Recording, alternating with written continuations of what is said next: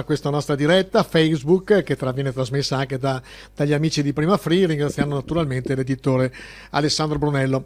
Che dire, passati 3 settimane, oggi è 1° aprile, giornata di solito di scherzi, però non c'è molta voglia di scherzare in giro. E oggi era il primo giorno dove ci si poteva iscrivere nel sito dell'INPS per ottenere eventualmente 600 euro per chi è persona con partita IVA, e dopo andremo a vedere se è così facile collegarsi, sembra di no. Che dire, oggi facciamo una puntata speciale. Facciamo una puntata speciale perché mi fa piacere vedere in giro per il mondo, perlomeno attraverso le persone che conosco, com'è la situazione in particolar modo. Oggi sentiremo un'amica a Londra, un amico a Parigi e un amico a Mosca, e ci diranno appunto il loro punto di vista, com'è la situazione dalle loro parti, se anche loro hanno le stesse nostre perplessità e problematiche, e capiremo un po' tutto questo. Volevo cominciare, poi tra l'altro parleremo e leggeremo un po' di titoli di giornali, vedere come la stampa si sta muovendo. Tra l'altro c'era un articolo della settimana scorsa dove si sottolineava che la difficoltà della stampa di arrivare sempre tardi rispetto ai social. Noi che lavoriamo con i social, da una parte ci fa enormemente piacere, dalla seconda parte è che i social non sono tanto controllati, nel senso che le fake news fanno da padrona. Però consola il fatto che le fake news fanno da padrona anche nei giornali e nei quotidiani più accreditati e nelle televisioni e nei programmi televisivi. Adesso andiamo a vedere come bisogna fare per collegarsi all'INPS in diretta qua con noi, e vediamo se effettivamente è così semplice. Io penso di no, io ho provato stamattina, adesso provo adesso in diretta con voi e vediamo cosa succede. Adesso proviamo a andare sulla pagina dell'INPS, andiamo su Google, proviamo ad accendere, vediamo cosa succede. Home page, primo tentativo, impossibile raggiungere il sito. Riproviamo, ancora Google, ancora INPS, mettiamo sulla pagina home page, sta macinando, forse sta arrivando, ecco qua, vediamo se stavolta ce la facciamo. Ecco, stiamo entrando nel sito. Decreto Cura Italia, cerchiamo la voce che ci può interessare, nel mio caso è indennità 600 euro, clicco. Vediamo se tempestivamente funziona. Sta macinando. Eccolo qua. Vediamo cosa succede, se si apre la pagina. Un attimo, sta ancora macinando, vediamo là sopra. Niente. La pagina non si apre, impossibile raggiungere il sito. Riproviamo ancora. Vediamo cosa succede a un secondo tentativo. Torno indietro, ancora sulla home page dell'INPS, clicco ancora su indennità 600 euro,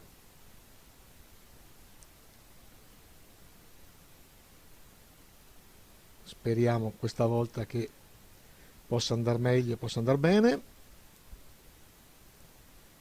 Sta macinando, vediamo cosa succede. Eccolo qua, come prima. Ecco, viste le difficoltà che ci sono per collegarsi al sito INPS, oggi appunto il primo giorno, più o meno sono le 5 e effettivamente non siamo riusciti assolutamente. Ho sentito un paio di persone anche attraverso il WhatsApp, telefono eccetera, anche loro hanno le stesse difficoltà, e quindi questa è una delle cose da sottolineare, da rivedere e da ricontrollare. Vi abbiamo detto che oggi facciamo un giro di telefonate e di registrazioni con amici che abitano all'estero. Mi fa piacere come primo impatto sentire una persona che abita a Londra, visto che Londra all'inizio sembrava volesse fare la famosa immunità di gregge, quindi succedesse quello che succedesse, anzi succeda quello che succeda, il tempo risolverà tutto. Però anche loro hanno le stesse nostre problematiche, le nostre criticità, e probabilmente si stanno muovendo come noi. Sentiamo. Al telefono con noi Angela Boscarato, italiana, tagliolese, veneta, che abita a Londra, e naturalmente la domanda di rito. Ciao Angela, come va? Ciao, ciao, ciao a tutti, bene, grazie, spero anche voi. Sì, fuori onda ci avevamo detto appunto che la provincia di Rovigo fortunatamente è una tra le province meno colpite dal coronavirus addirittura in Italia. E tu adesso dove sei? Sono a Londra a casa. Ecco, com'è la situazione a Londra? Avete le stesse restrizioni nostre? Avete gli stessi obblighi?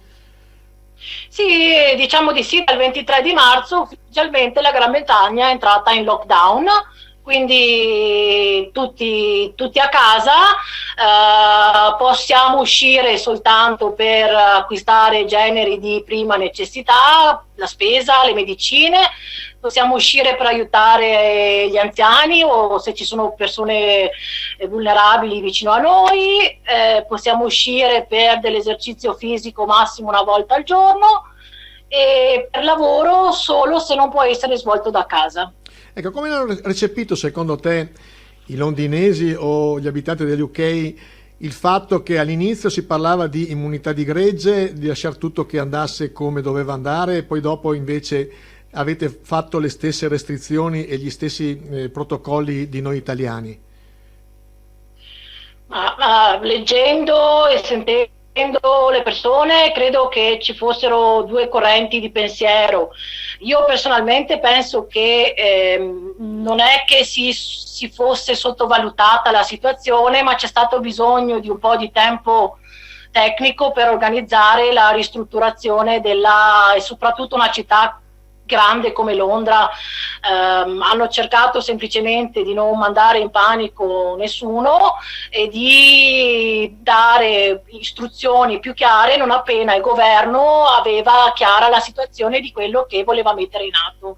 Però la gente ha cominciato a isolarsi molto prima che del 23, soprattutto noi stranieri, italiani, spagnoli, tutte le persone che stavano seguendo nel loro paese cosa stava succedendo, tanti hanno cominciato ad isolarsi molto prima che il governo desse istruzioni.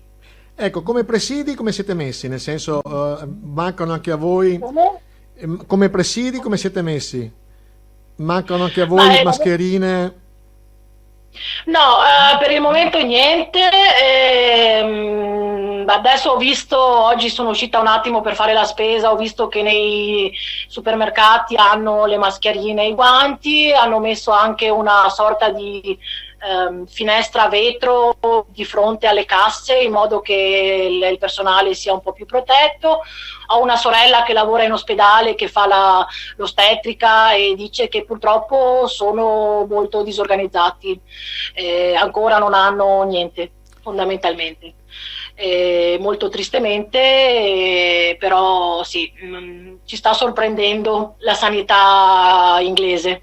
Sì, a proposito di sanità inglese, c'è una percentuale di abitanti che non hanno assicurazioni, visto che voi avete fondamentalmente come gli americani una sanità privata? No, no, no, noi abbiamo l'NHS che è l'ente sanitario della Gran Bretagna, è quasi tutto come in Italia più o meno. Tutto ci è garantito, tutti i cittadini dal primo all'ultimo, non c'è bisogno, le assicurazioni sono supplementari, chi le vuole, ma tutti abbiamo diritto al servizio medico. Sì, anche chi non è assicurato. Anche chi non è assicurato, cioè, sono rari quelli che si assicurano, ecco, per cose extra, ma nessuno è assicurato qua. Ecco, e mi dicevi che i negozi sono aperti solo quelli di genere alimentare, tutti gli altri sono chiusi. Sono chiusi, sì, sono chiusi solo i negozi di prima necessità, supermercati, farmacie, ristoranti, pub, cinema, negozi di abbigliamento sono tutti chiusi. Ecco, il lockdown c'è una scadenza, hanno messo una scadenza o anche voi è aperta, nel senso che noi doveva finire il 3 No, di aprile?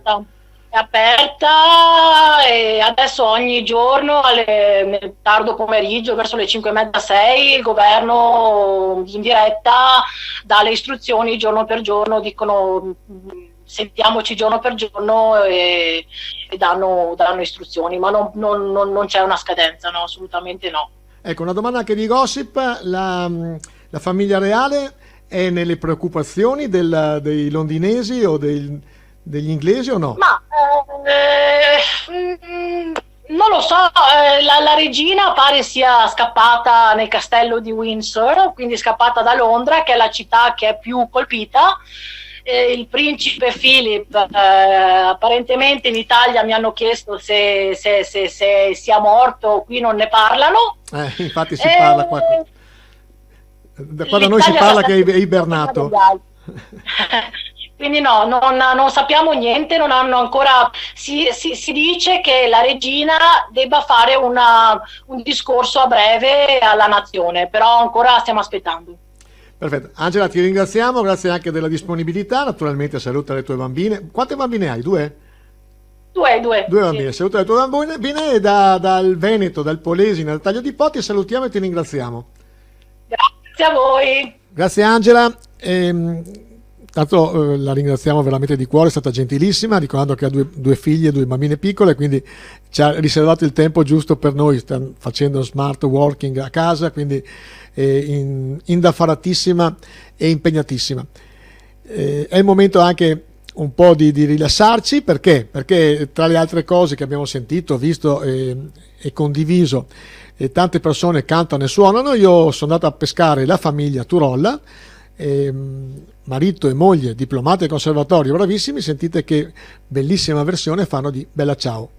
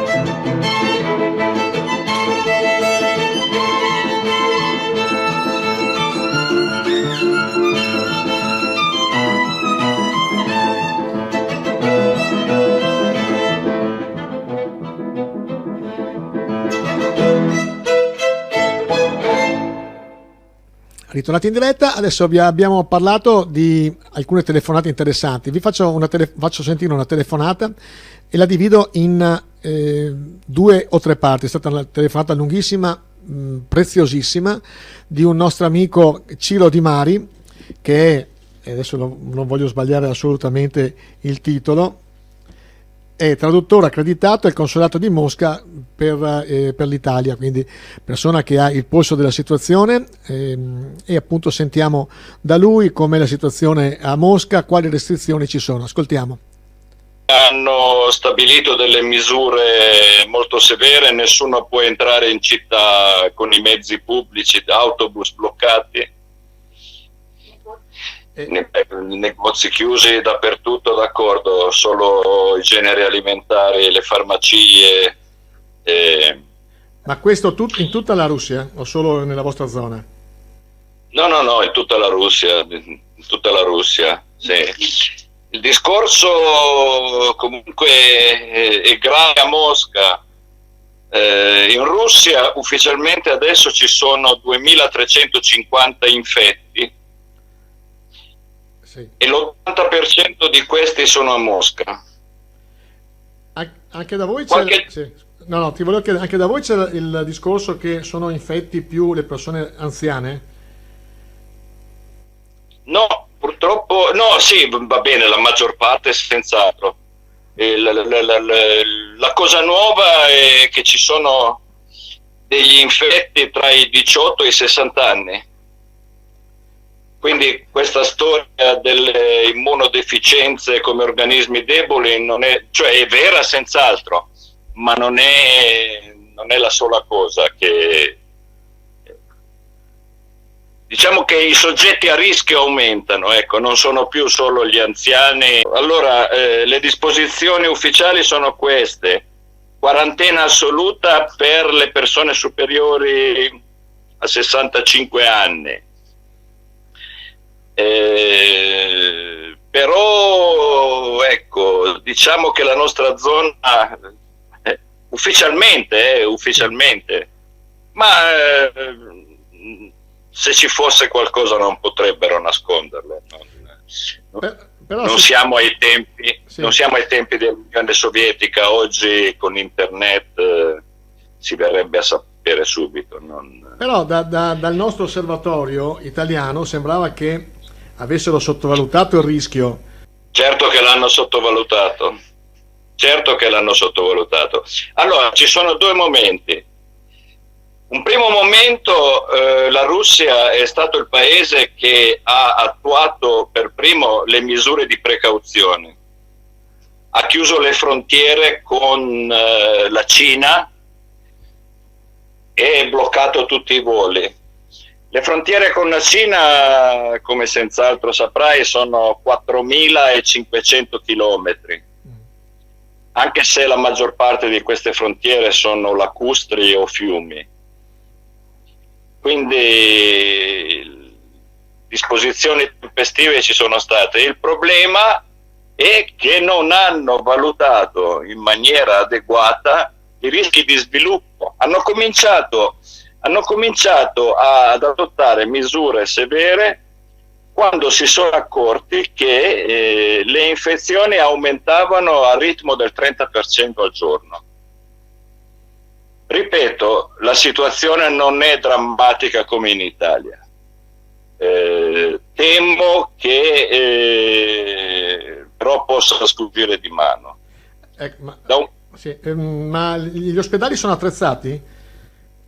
Ti spiego brevemente. Allora, Rostov è la città più grande della regione di Rostov, è il capoluogo. La città dove abito io è la seconda per popolazione. Diciamo che gli ospedali regionali sono abbastanza attrezzati.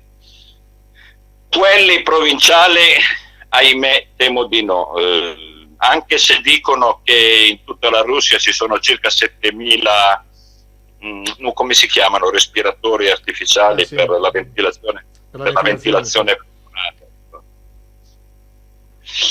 Allora, un fattore che contribuisce senz'altro alla minore diffusione del virus è il fatto che, ad eccezione di Mosca e San Pietroburgo, la densità di popolazione in Russia, ad eccezione di Mosca e San Pietroburgo, è molto bassa.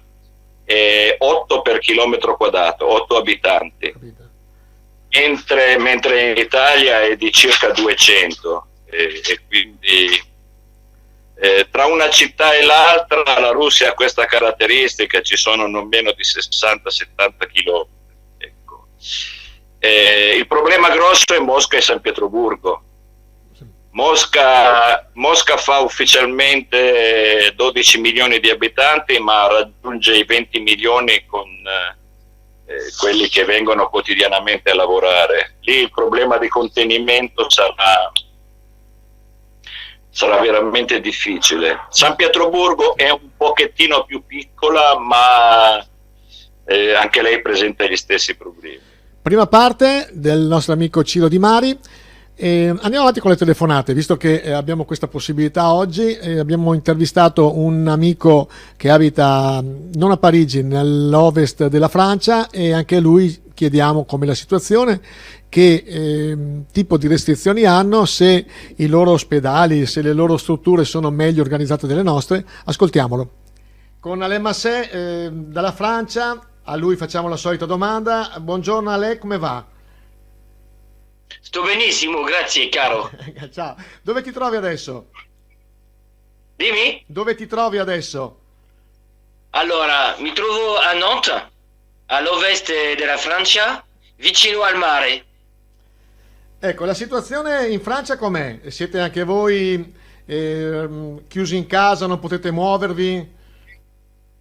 Allora, è veramente uguale all'Italia, ok? sono sempre in contatto con milanesi e abbiamo la stessa situazione, ok? Non possiamo uscire senza l'autorizzazione, ok?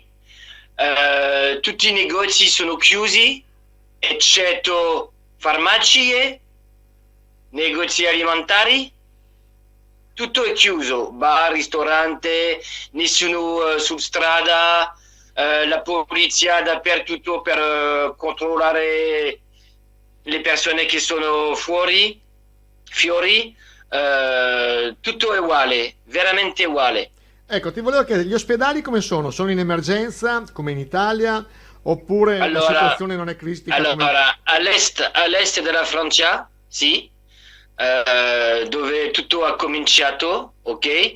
All'ovest non siamo troppo tutto a posto all'ovest della Francia. Parigi è un po' il casino, all'est il casino, nel sud comincia il casino, all'ovest ancora tranquillo.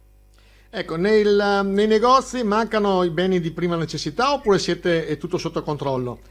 Alimentari, pane? Solo prima necessità. Comunque non ci sono emergenze. Le banche sono chiuse. Non sono sicuro perché io non esco mai. Ah, ok. E quindi hai il tempo anche per... Solo per fare la spesa e basta. E per i tuoi hobby? I miei hobby? Sì. Hai il tempo per fare i tuoi hobby? La batteria. Ah sì, bravo, non sapevo che suonavi. E quando sono arrivato in Francia il 26 febbraio, perché avevo sentito la situazione arrivare, e sono andato a prendere la mia batteria e l'ho messo nella mia camera perché vivo da miei e ho ripreso la camera di bambino. Ecco, una domanda, come la vedete la situazione italiana voi in Francia e come considerate le nostre azioni per risolvere il problema coronavirus? Allora, tutti i francesi non pensano uguale, ok? Io trovo che Macron non si è ispirato, non so se si dice così in italiano, sì, della situazione italiana. Lui avrebbe dovuto imparare della situazione italiana e lui ha preso troppo di tempo. Abbiamo avuto in Fragole la fortuna di avere la Cina prima, Italia prima e avremmo dovuto fare le cose più veloci, in fretta, ok? Non ho mai sentito critica, si dice in italiano? Sì, criticare, sì. No. Critiche dell'Italia da nessuno, no. Perfetto. Alain, ti ringrazio, naturalmente stai bene nella tua casa, suona come devi suonare, sai che io suono anch'io, eh? Ah sì, lo so, sì, quindi... lo so, ne abbiamo parlato cenando a Rovigo, ti ricordo? Bravo. Ti ricordi, scusa? La prossima volta facciamo una jam session, va bene? Con piacere. Alain, ti ringrazio, buona giornata e stai bene. Buona giornata a te, Leandro, e alla prossima. Ciao caro. Ritornato in diretta, andiamo avanti con la lettura dei giornali. Guardare, Gazzettino di oggi, 1 aprile, vediamo un po' di titoli di articoli. C'è patente a chi è guarito, in Veneto via i test sierologici per stabilire se una persona è immune al coronavirus. I primi ad essere testati saranno i 54.000 dipendenti della sanità, poi il resto dei cittadini. Sia il passeggio con il figlio, sia la corsetta ma sotto casa. Un solo genitore può camminare con i figli minori purché in prossimità della propria abitazione. Lo precisa l'ennesima circolare inviata dal Viminale ai prefetti. Ammessa anche la corsetta ma solo sotto casa. Altra notizia, Veneto, per tornare al lavoro, un patentino di immunità. Poi qua ci sono un po' di dati. 51,35% il calo degli spostamenti registrati in Veneto fra 23 e 29 marzo, secondo un'analisi delle celle telefonica condotte dalla TIM. 105.000 sono stati i tamponi effettuati dal personale delle ULSS sul territorio regionale, stiamo parlando appunto di Veneto. 60-70% il tasso di affidabilità, secondo l'OMS, nell'identificare i positivi con il test sierologico. La percentuale si alza invece nell'individuazione dei negativi. Poi una notizia importante: farmaci a domicilio, la regione avvia la sperimentazione, attivato il protocollo, saranno i medici a portare gli antivirali ai pazienti che possono essere curati senza ricovero in ospedale. Altra notizia importante: bollo auto rinviato a giugno, i pagamenti della tassa automobilistica già previsti con scadenza nel periodo tra l'8 marzo e il 31 maggio, in Veneto potranno essere effettuati entro il 30 giugno e questa è una buona notizia. Altra buona notizia, a parte che bisogna sottolineare quante aziende hanno fatto atti di generosità importanti. Non ultimo oggi Del Vecchio della Luxottica ha donato 10 milioni di euro. E in regalo 100.000 saturimetri per misurare i battiti e l'ossigeno. È vero che fino a qualche giorno fa non si sapeva cosa fossero. Si vedevano solo negli ospedali, ma non stanno diventando ricercatissimi e spariti. Ecco che la High Tech Medical Division, azienda di Martellago che produce dispositivi elettromedicali, ha deciso di regalare 100.000 saturimetri alle 3 regioni del nord maggiormente coinvolte nell'emergenza coronavirus. Bravissimi. Tra l'altro sottolineano che li regaliamo, dice appunto l'azienda, anche alle associazioni di volontariato che ce ne fanno richiesta. Ultimo titolo: 63 anni l'età media di chi ha contratto il virus e invece di 78 anni l'età media di chi è deceduto per o con il coronavirus. Il 75% aveva febbre come sintomi, il 40% la tosse. Ecco, a questo punto volevo farvi sentire la seconda parte dell'intervista a Ciro Di Mari. Si può muovere liberamente la gente o c'è l'esercito che ha presidiato il tutto? C'è l'invito per i 65enni a non muoversi assolutamente. C'è l'invito fatto da ieri, anzi l'ordine di non uscire assolutamente di casa se non per lavorare, chi deve andare assolutamente a lavorare, o per comprare generi alimentari o farmaci. Il problema grosso è che fino a 3 giorni fa i moscoviti hanno preso sotto gamba la cosa. È stata dal primo aprile, dal 30 marzo è stato dichiarato stato di isolamento totale. I moscoviti cosa hanno fatto? Hanno preso questa ordinanza come un supplemento di ferie e sono andati tutti a fare il picnic, i famosi shashlikì, gli spiedini di carne. Anche noi in Italia abbiamo fatto la stessa cosa il 7 di marzo. Non è ecco, ascolta, volevo appunto dire questo. In Russia sta succedendo adesso quello che in Italia è successo 3 settimane, un mese fa, no? Non assolutamente, cioè i russi ci amano perché siamo anarchici come loro. È vero. Ma ti faccio l'ultima domanda: come vedono la situazione italiana i russi e come la vedi tu dal tuo punto di vista, dal tuo punto di osservazione? Guarda, i russi ci amano molto, loro sono veramente, veramente dispiaciuti. Purtroppo tu non conosci il russo, quindi non puoi accedere alle pagine in cui parlano di questo, ma credimi, sono quotidiani gli auguri, gli inviti a tenere duro e le manifestazioni di affetto sono enormi, sono dispiaciute. Quello che ha fatto un po' impressione è stato l'articolo di quel famigerato giornalista della Stampa, Jacopo Iacoboni. Da fonti ben informate a lui risultava che l'80% delle attrezzature arrivate in Russia sono inutili o obsolete e che comunque non bisognava assolutamente permettere l'accesso ai militari russi in quanto non appartenenti al blocco NATO, che praticamente sosteneva che ci sono degli spioni. Questo articolo fa il paio con un articolo apparso un tantino prima, penso una decina di giorni fa, in cui sempre la stampa sosteneva che, secondo la rappresentante di un sindacato di medici, il numero di infetti non è assolutamente veritiero ed è sensibilmente superiore, e che loro non sono pronti a questa emergenza. Sì. Ora il problema è questo, te lo spiego brevemente, perché conosco a fondo anche la piccola opposizione politica russa.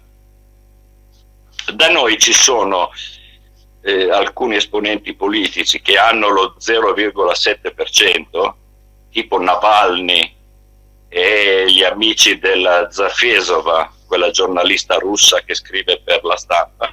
Sono degli sciacalli, nei momenti in cui bisognerebbe essere tutti uniti invece diffondono false informazioni.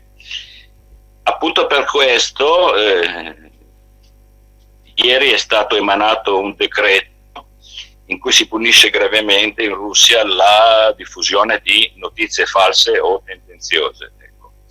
È una limitazione alla libertà, per l'amor di Dio, ma tu sai che quando ci sono le emergenze privarsi di un tantino di libertà in cambio della vita o della salute è questo. La cosa impressionante invece è un'altra. 3 giorni fa a Mosca c'è un ospedale che si chiama Kommunarka ed è l'ospedale più attrezzato e all'avanguardia nella cura di questo virus.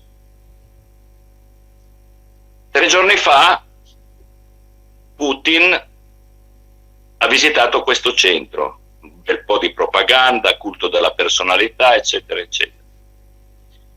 Sono stati diffusi tutti i video in cui si vede Putin che indossa tute astronautiche all'avanguardia, stringe la mano al primario. Ieri, notizia, il primario è infetto da coronavirus. Ma anche da noi succede, anche da noi ieri hanno inaugurato quell'ospedale improvvisato alla Fiera di Milano e c'è stato un assembramento di qualche centinaio di persone. Tra l'altro qua da noi criticano gli assembramenti. Sì, ho letto. Vabbè. Ma comunque, allora, ricapitolando, la situazione per adesso è sotto controllo. Non si prevede una diffusione come in Italia, appunto per i motivi che ho appena accennato, a cui ho appena accennato. Adesso, diciamo, da ieri e dall'altro ieri i russi stanno prendendo la cosa sul serio. Grazie a Ciro Di Mari, interessantissima la telefonata, ricordiamo traduttore accreditato al Consolato di Mosca per l'Italia. L'ultima lettura di alcuni titoli dei giornali e poi per i saluti finali. L'Imperial College parla che la chiusura totale in Italia ha salvato almeno 38.000 vite e che questa è una cosa importante da sottolineare. Però c'è il virus e le polemiche. Dispositivi e apparecchi tra governo e regioni, i conti non quadrano. Il commissario Arcuri pubblica i numeri: consegnati 49,9 milioni di pezzi in Italia. Dal Veneto alla Lombardia dati inferiori, il giallo dei viaggi e il caos delle consegne. L'articolo ve lo consiglio di leggere. Andiamo tra l'altro come le persone stanno percependo questa emergenza. Hanno fatto un sondaggio, sempre Gazzettino, fonte Demos, Osservatore del Nord-Est. Secondo lei, hanno chiesto, quando finirà l'epidemia del coronavirus? Allora, in blu vediamo che entro maggio il 56%, non prima del mese di giugno il 31%, non risponde il 14%. Poi c'è interessante da vedere come la differenza di età, incide su questa percentuale. Quindi i giovani da 18 a 24 anni sono molto più ottimisti che si risolva tutto a maggio, mentre dai 65 anni in su sono molto più realistici forse, o perlomeno pessimistici, il 44%. A livello nostro del nord-est il 56% pensa che si risolverà tutto entro maggio, il 31% entro il mese di giugno e il 14% non risponde. La paura per quello, aspetti che mi sono perso, la paura per quello che sarà dopo, che l'Italia entri in recessione, l'81% ha paura che appunto l'Italia rientri in recessione, che perdano il lavoro amici o familiari il 64% e di perdere il proprio lavoro il 29%. Diciamo che il futuro non trova un grande ottimismo da parte degli italiani e in particolar modo da parte di noi veneti. Previsioni per l'Italia: lo scenario di confine emergenza a maggio 2020, ci sarà per il 2020 un calo del 6% per quanto riguarda il PIL e si prospetta un 3,5% in più nel 2021. Le esportazioni, che nel 2019 hanno avuto un incremento del più 1,2%, nel 2020 le stime danno un meno 5,1% e nel 2021 un più 3,6%.